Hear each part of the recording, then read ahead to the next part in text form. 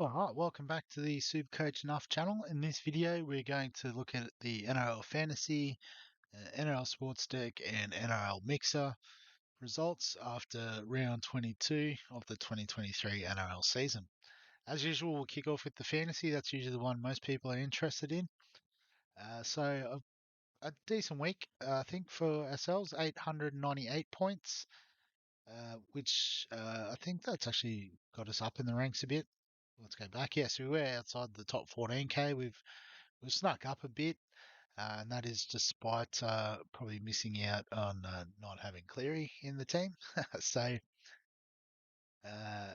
yeah, if we have a look through the team, we had Damien Cook as captain, and he got us to 47, so probably wasn't the best result.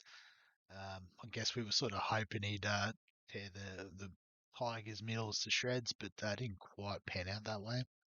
But still better than our VC options, so I will take that. Payne Haas at the 54, rock solid as ever. Cam Murray, so 64, he's been a really good trade-in for us with scores and obviously generating a bit of value. And Isaiah Yeo, another try, 71 points. He's been solid for us all year. Second rows were good too. So Preston with the 56, Dave Fafita 74, so no complaints there. Perhaps a couple of complaints in the halves department, though. Nico Hines at the 34, which I guess was still better than his Supercoach score. So probably suggests there's a few errors and stuff in his game. I didn't actually watch it on the weekend or look at the stat line or anything. I was a bit too devastated to worry about that. And Matt Burton with a 43. So solid enough from Birdo. Although now he's not the dominant half, I think he's one we can definitely look to move on. If we can, swap him for Cleary, that would be pretty mint. So Joey Manu with the 15. At least he played the full game, I believe. Connolly Lemuelu, unfortunately, got an injury and only got us a 4. So, getting almost 900 points with those two in the centres, we'll take that. Our wing fullback line, though, is pretty nice. Kalen Ponga, 63. He's killing it at fullback for the Knights. Kiraz, this is why we bought him in so cheap. We know that, he does have the base to score well in this format of the game.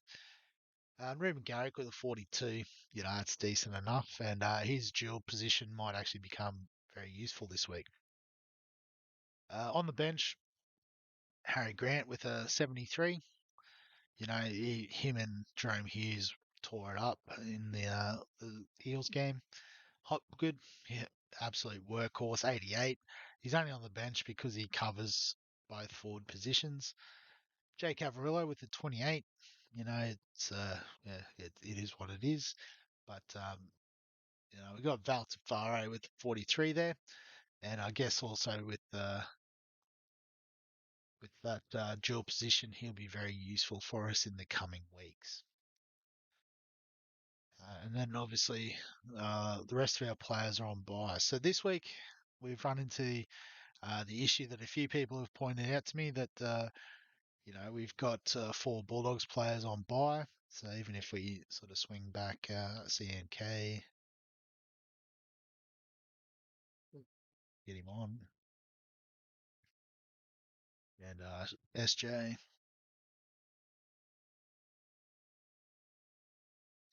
and yes, get Hopgood on.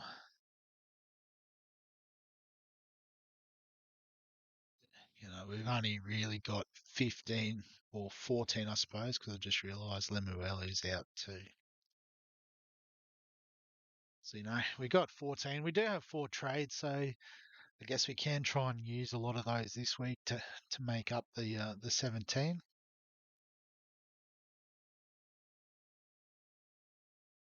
No, excuse me there. And yeah, so as I said, I think we can afford to get rid of Burton. We can get rid of Averillo. They're the 2 obvious ones.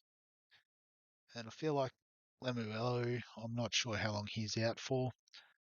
But for the purpose of the video, we'll get rid of him also. I think if we absolutely need to, oops, we can get rid of Preston as well. No, I just realised I need this page. $700 could get us a bit in the market, but he's been such a good player for us that I don't really see the point of getting rid of him if we don't necessarily have to. So you can only do two at a time anyway. So for 1.3, we could get ourselves a bit of Nathan Cleary, which is good. And then we could almost complete the set here, I think, possibly.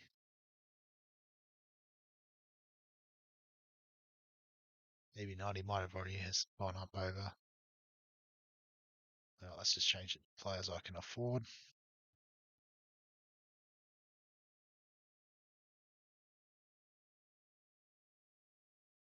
So Dan Russell, 312. He's not dual position, but he's playing 80 minutes on that edge for the Dragons, which is a win. Because Pole, I mean, he scored a try, didn't he? Yeah.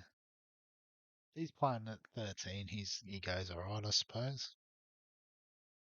But Dan Russell will save us some money, I suppose. Where's he gone? There he is. So we'll lock those two in anyway. So we've got Cleary, who's the obvious one we've missed or not would love to have.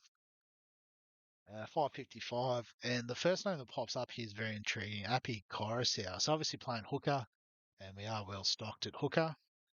But also kicking goals for the Tigers, which might not be the biggest upside, but it's still some free points on offer.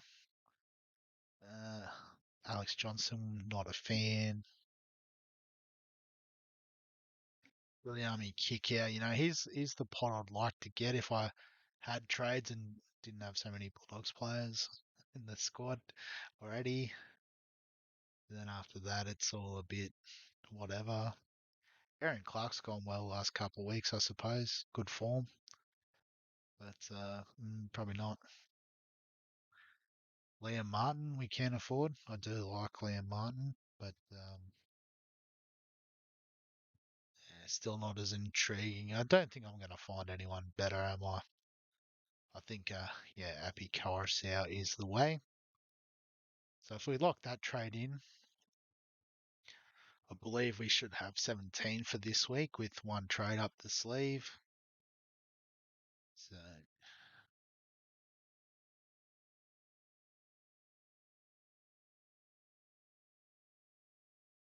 so we've still got Kiraz and Preston, which, we're okay. We've got the three big hitters in the halves, I think, there with Johnston, Hines, and Cleary. Obviously, Moses, you can include in that category too. But, that's fine.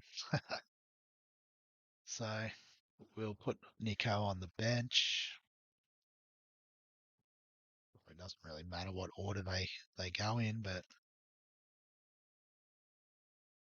what the Storm are playing the Panthers, so you'd imagine Harry's upside isn't that fantastic anyway. But it's whatever. I think, in terms of captain, vice captain, we'll go Cleary and SJ.